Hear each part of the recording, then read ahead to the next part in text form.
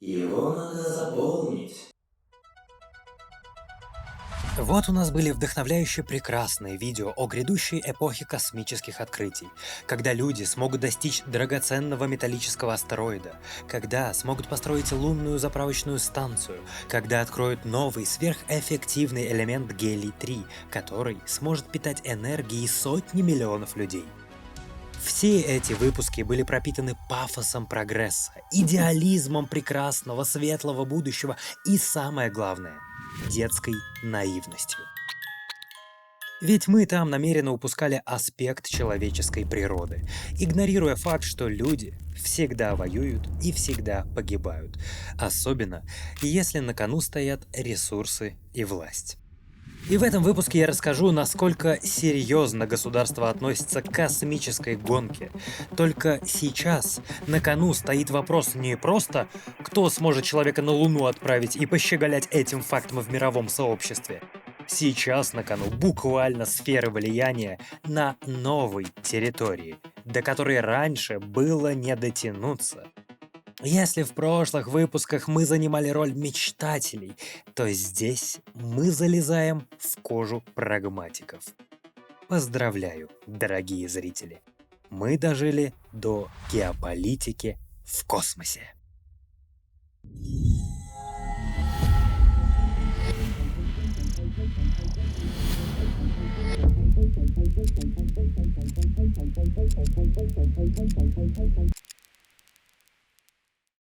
Мы начали с драгоценного астероида, а сейчас обсуждаем геополитику. Подобного на Ютубе еще не делал никто. Разумеется, сценарий сожрал кучу мозговых ресурсов, которые восполнить не может ничего, кроме здорового сна. А он страдает примерно у 101% населения, и я не исключение. Я даже залез в PubMed, вбил исследования по сну, а их там больше 28 тысяч. Да, вижу, что сон влияет на когнитивные способности, память и продуктивность. Но, боже, как впадлу тратить еще сотню часов на изучение исследований, отсеивание мифов и составление плана, а начать высыпаться хочется уже сегодня. И тогда я решил поработать с телеграм-ботом Sleepy. Там уже есть выстроенная 30-дневная программа, пройдя которую вы внедрите 15 самых эффективных методик по улучшению сна и, наконец, начнете высыпаться. Там все системно разложено, но в игровом формате, поэтому не скучно и здорово мотивирует не бросить.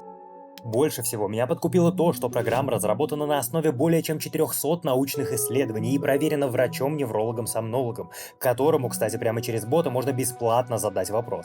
Плюс есть уютный чат, где можно обменяться опытом и лайфхаками с другими пользователями, которых у Sleepy уже более 40 тысяч. Причем у 93% из них сон улучшается уже в первые недели. Я сам занимался со Sleepy, поэтому могу смело рекомендовать его вам.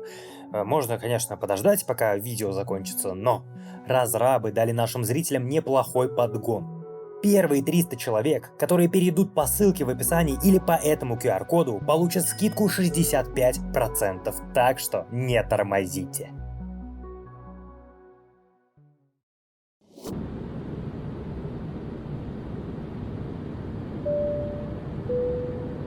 Ready to do cricket hacker and check us out bucket style. Для меня первым звоночком, что человечество близится, если не к покорению, то хотя бы к присутствию в космосе, стал 2019 год, когда Дональд Трамп создал подразделение космических войск. Само название «Космические войска» звучит, как будто это фэнтези-фильм 90-х годов, где нужно мочить тараканов-пришельцев. Но нет. В самделишном мире президент США утверждает создание целой организации, которая, вот тут внимание, входит в состав Министерства обороны. Тут цимис в том, что это подразделение самостоятельно, то есть оно не входит в уже имеющиеся, как, например, воздушно-космические силы в России. Американцы оформили космические войска в отдельную ветвь в Минобороне. Вот посмотрите сами на сайт Минобороны. Космические войска являются одними из 6 военных сил США. Расположились между военно-воздушными силами и береговой охраной, что как бы намекает. Кстати, пока мы еще на сайте, зацените фон, который они используют. Он как бы говорит: наши войска есть везде. Но вернемся к космическим бойцам. Они существуют, И это уже новость. Им, кстати, придумали очень хайповое название. Вот в армии есть солдаты, в ВВС – летчики, в погранслужбе – пограничники, а тут у нас стражи. Пока, правда, не галактики. У них есть свой логотип, у них есть своя форма, у них есть свой девиз «Semper Supra», что с латинского переводится как «всегда выше». У них даже марш свой есть. Я сначала подумал, что это за срань я слушаю, а потом понял, что это игра на ностальгии и подтверждение, что вот все сюжеты фильмов прошлого столетия начинают сбываться. Но чем занимаются эти стражи? Сам Минобороны пишет, что контора организует, обучает и оснащает космических бойцов для поддержания и усиления военного преимущества в космосе. Вот что отвечает ведомство само, зачем оно было создано. Космос стал важен для нашей безопасности и процветания, настолько, что мы нуждаемся в военном ведомстве, занимающемся его защитой, точно так же, как у нас есть военные ведомства, занимающиеся защитой и охраной воздушного, наземного и морского пространства. Беспрепятственный доступ к космосу жизненно важен для национальной обороны. Космические системы вплетены в ткань нашего образа жизни. Космос влияет почти на каждую часть нашей повседневной жизни и является основой нашей экономической системы. Например, спутники не только обеспечивают работу технологий GPS, которой мы пользуемся ежедневно, но и позволяют нам пользоваться интернетом и звонить друзьям, дают возможность службам быстрого реагирования общаться друг с другом во время кризиса, фиксируют время операций на мировом финансовом рынке и даже позволяют нам пользоваться кредитными картами на бензоколонках. Короче, слишком тесно стало спутникам на орбите, поэтому нужно защитить свои, а еще лучше не пускать чужие. При этом государство вкладывает туда серьезные деньги. На 8,5 тысяч стражей заложен бюджет 25 миллиардов долларов. В рубли мы эту сумму переводить не будем, побережем сердца бюджетников. Но для сравнения, запросы на выделение бюджета в 2024 году космических войск и военно-морского флота США такие. Космические войска планируют, что будет 9600 стражей, и им потребуется бюджет 30 миллиардов долларов. ВМФ 615 тысяч военнослужащих и просят бюджет 256 миллиардов долларов. Если перевести на человека, то разница становится кричащей. В целом, если сравнить с любой другой службой, разница будет колоссальной. Глобально идея стоит такая. Вот есть Земля. Вокруг летают спутники, которые обеспечивают мониторинг происходящего на Земле. Есть система предупреждения о ракетном нападении. Есть процессы подъема на орбиту всяких аппаратов, отвечающих, конечно же, национальным интересам. Поэтому хочется иметь беспрепятственный доступ ко всем этим процессам. В идеале пускать правильных партнеров, с которыми удобно договариваться, а неправильных лучше изолировать. И сейчас вы узнаете, что космическое пространство делили очень давно. Просто только сейчас для этого есть все технические возможности, чтобы выйти из плоскости теорий в плоскость реальных дел.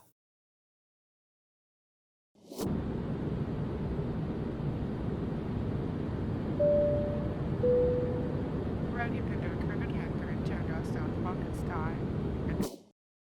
Первая попытка поделить космос цивилизованно, так сказать, без войн и агрессии, была в 1967 году.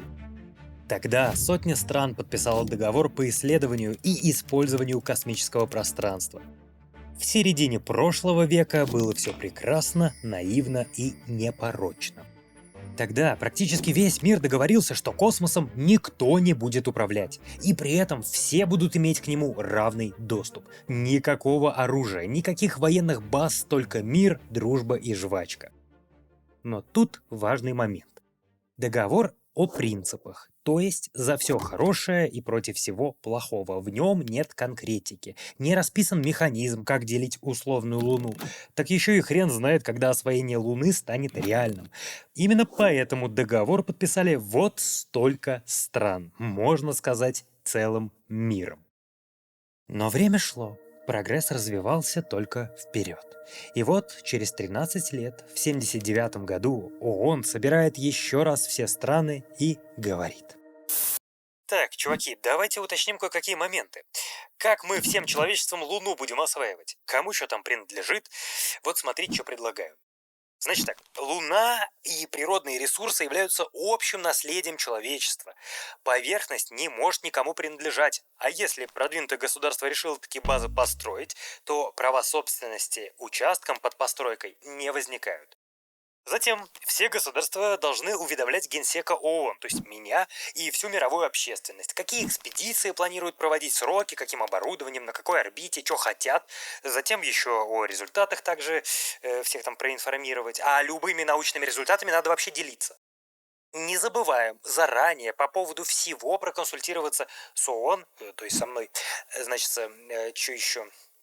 А если какой-то стране покажется, что другое государство мутит темные делишки, то можно донести на подозреваемого, подключить ООН, то есть меня, и посмотреть, что этот подозреваемый вытворяет. Естественно, нельзя ставить свои заборы так, чтобы мешать доступ другим странам. Если страна что-то там добудет ценное, то в собственность это не переходит. Это является объектом распоряжения, а не собственности. Данными нужно делиться с другими. Более того, по-хорошему делиться еще с самими образцами. Да и вообще, будем обмениваться всем, чем можно. Аппаратурой и даже персоналом. В общем, ООН предлагала эдакий глобальный социализм в отношении Луны, где даже менее развитые страны могут получить кусочек Луны, при этом там не побывав вообще. Как бы по социалистической справедливости, а централизацию обеспечивал бы ООН. Кто смотрел сериал «Экспансия», ставьте лайк. Ну и, как вы догадываетесь, такую историю США не поддержала и договор не подписала. Ага, капиталисты, буржуи, конечно, с ними все понятно. Не торопитесь с выводами, господа. Социализм красив только на бумаге. В реальности же никто в это втягиваться вообще не хотел. Но кому хочется рвать жопу, чтобы получить вознаграждение, которым потом придется делиться с наиболее отсталыми? Так мир не работает. Для наглядности напомню, сколько стран согласились с общим договором 67-го. И вот теперь посмотрите, сколько подписали уже более детальный подход по освоению Луны от 79-го. Как вы видите, с социализмом на Луне не согласился даже Советский Союз социалистических республик. Нравится нам это или нет, в реальном мире, как и всегда, драйвером людей к свершениям является вознаграждение, которым делиться не хочется. Можно только обменяться. И сейчас я расскажу, как одна страна планирует замутить НАТО в космосе. Притом, здесь возникает проблема. Эти натовские страны скрывают свои планы за, кто бы мог подумать, английским языком. Получается, чтобы быть в курсе планов врагов, ну или просто шарить в современных трендах, нужно знать английский. И вы уже поняли, что речь пойдет о Skyeng, который уже 10 лет на рынке. Учеба здесь больше похожа на увлекательное хобби, чем на зубрежку. Вы учитесь по индивидуальной программе, обсуждаете темы, которые интересны лично вам, прокачиваете грамматику с помощью тренажера и скрининг-тестов, расширяете словарный запас самой актуальной лексикой. Но ребята из Skyeng также понимают, что у многих учеников есть проблема использования активного вокабуляра, когда в разговоре врубается режим умной собаки.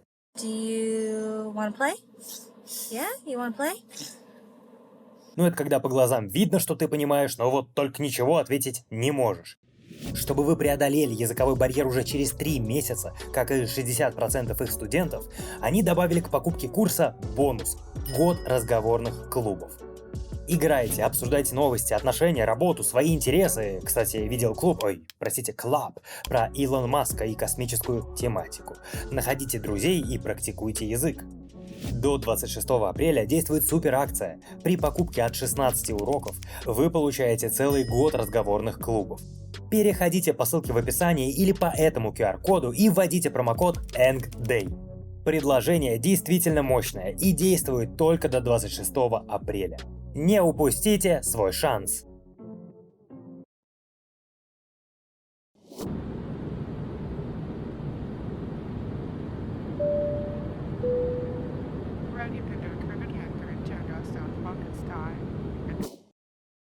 В прошлом ролике я говорил о проекте Артемида. Мол, вот американцы полетят на Луну, исследовать Южный полюс, а потом и лунную базу зафигачат. Но на самом деле Артемида — это не проект, а программа. Чувствуете запах грядущего занудства? Проект — это временное предприятие, целью которого создание уникальной услуги или результата. Проекты являются временными и закрываются по завершению работы.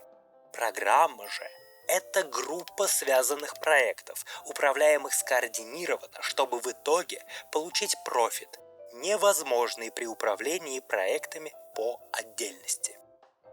Ну вот, например, в России уже больше 20 лет идет программа «Вертикаль власти», которая каждый год запускает какой-то проект.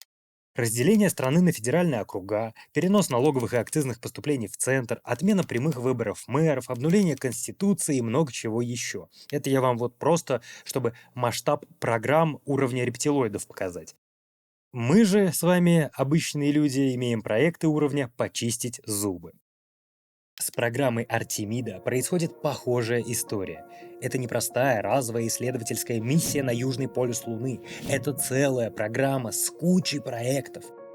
Как правильно заметил наш зритель, началась она еще в прошлом году с запуска корабля «Орион».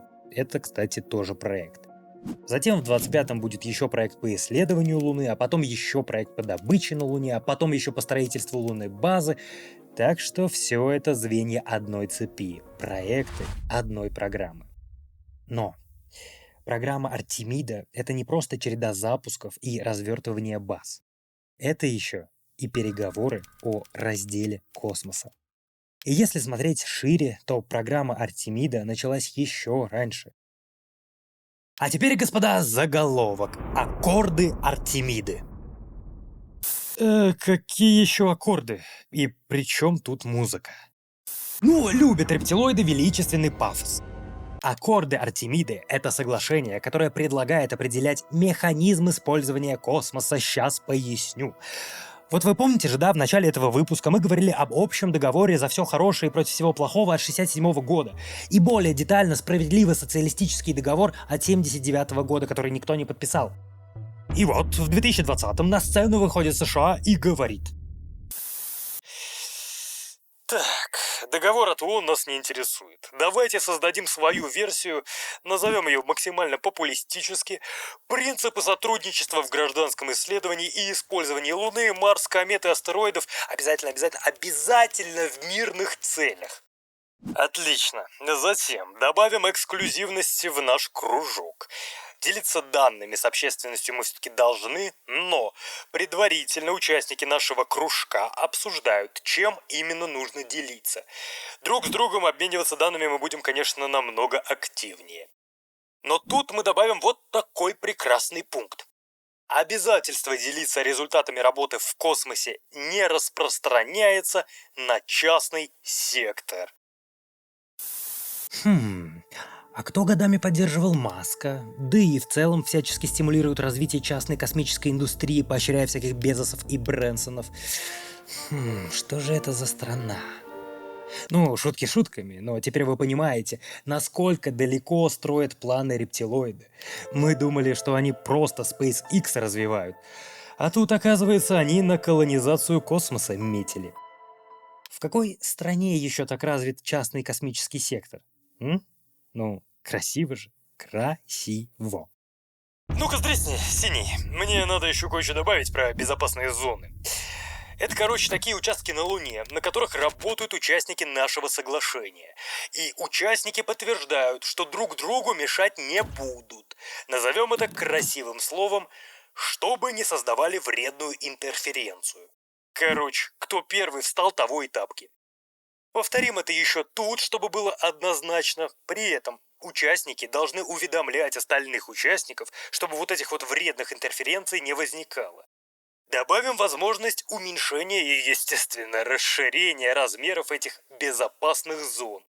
Ну и чтобы не сильно палили нас с нашими колонизаторскими амбициями, так и быть, будем уведомлять Генсека ООН.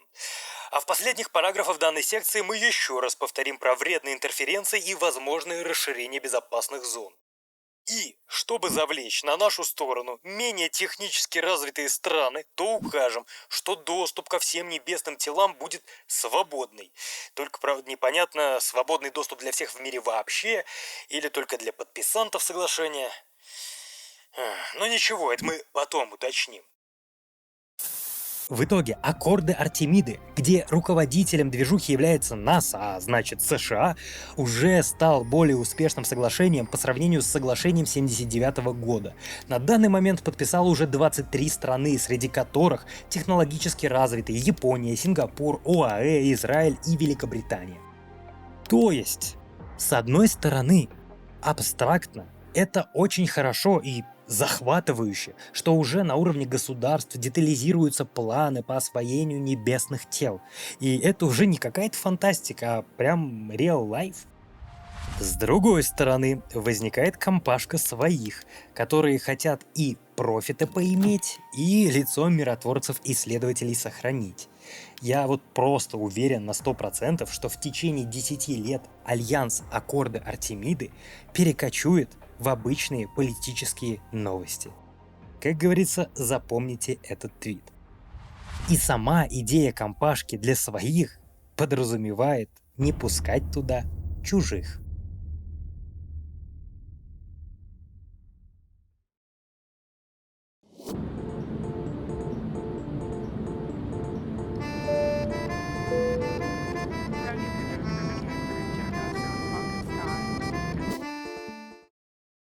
Возможно, для кого-то это окажется срывом покровов, но торговые войны, как, например, США и Китай, проводятся либо для сдерживания конкурентного преимущества, либо в качестве рычага давления. То есть либо ослабить, либо надавить.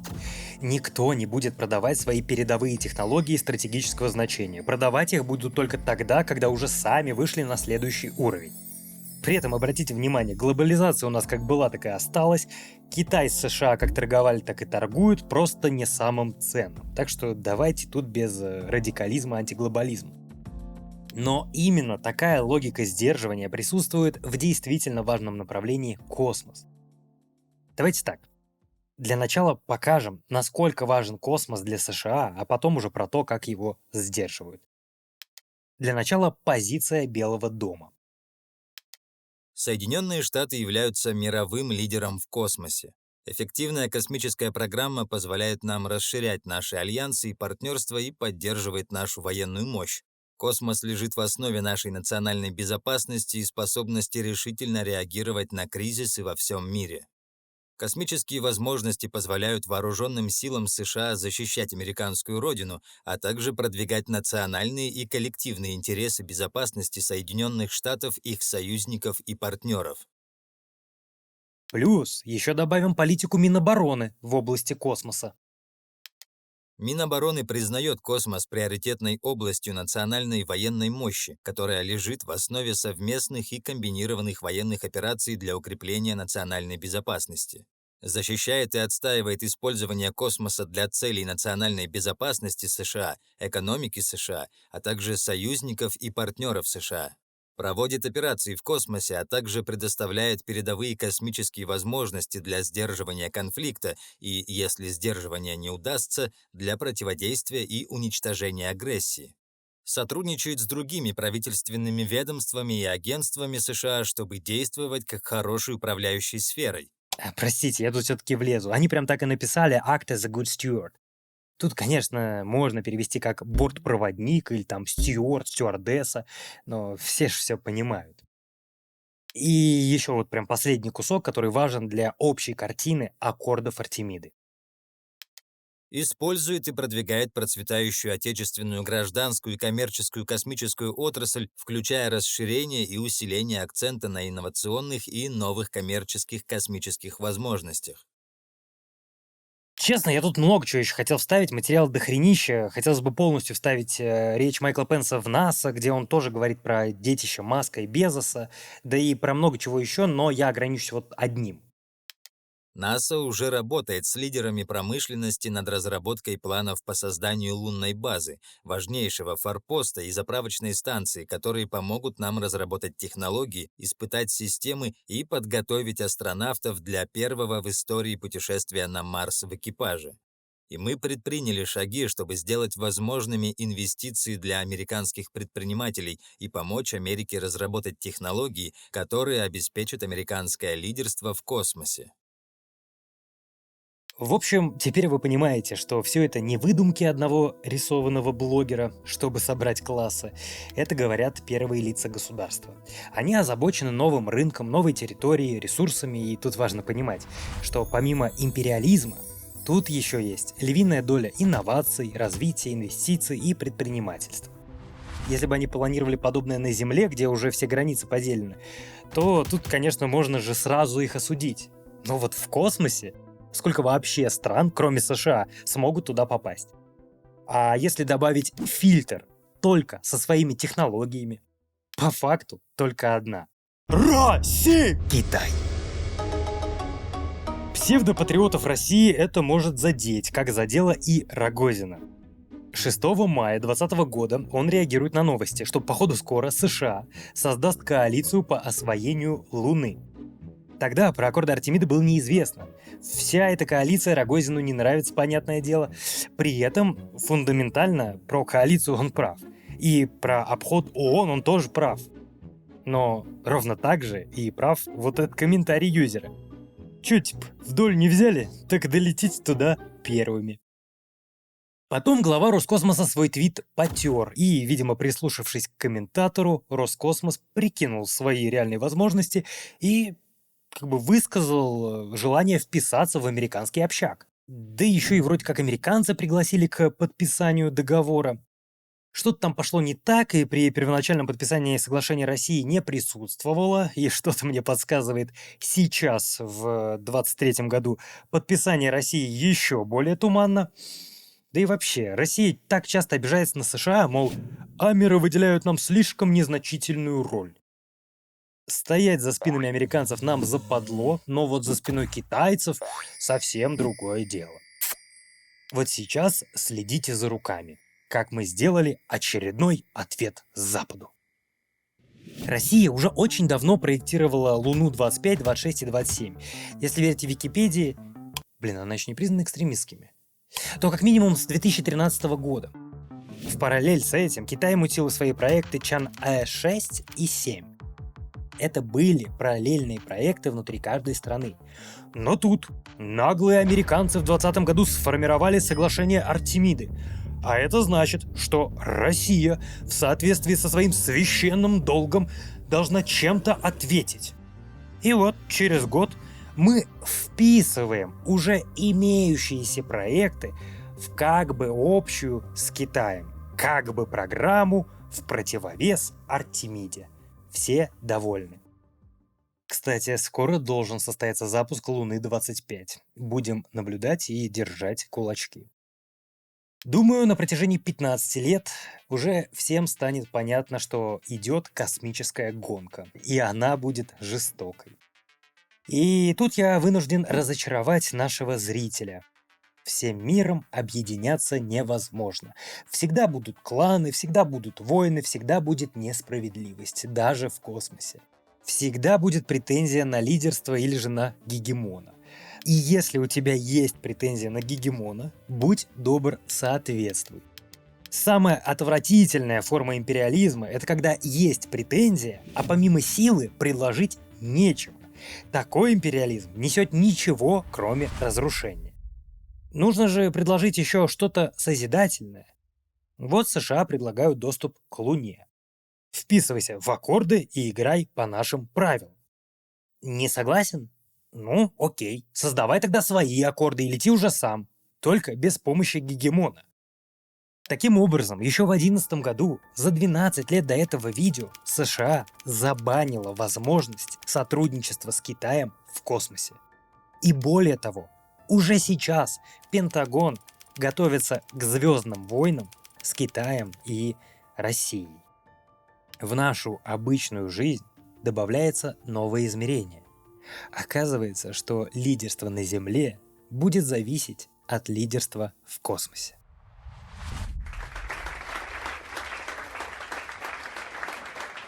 Мы вызвали зависть целого мира. Совсем скоро мы высадимся на Марс, а также получим величайшее оружие, которое знавала история. Я уже видел разработки. И даже я не могу в это поверить. Соединенные Штаты вернули себе престижную роль мирового лидера. И как уже было сказано, вы не можете быть номером 1 на Земле, если вы номер 2 в космосе.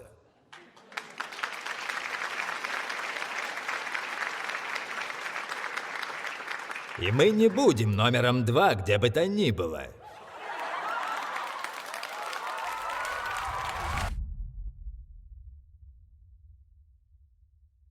Вы знаете, кому отправить это видео. Увидимся на следующей встрече. Damn.